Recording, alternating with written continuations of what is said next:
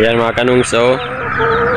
Gibuhian na ako sila mga kanongs. Katong una na to na mga piso. Oh, dagko na sila mga kanongs. Hapit na ni sila duha ka bulan mga kanongs. Oh. Lalaki na nila mga kanongs. Pagkawalan na natin to mga kanongs. Para maka-exercise po sila.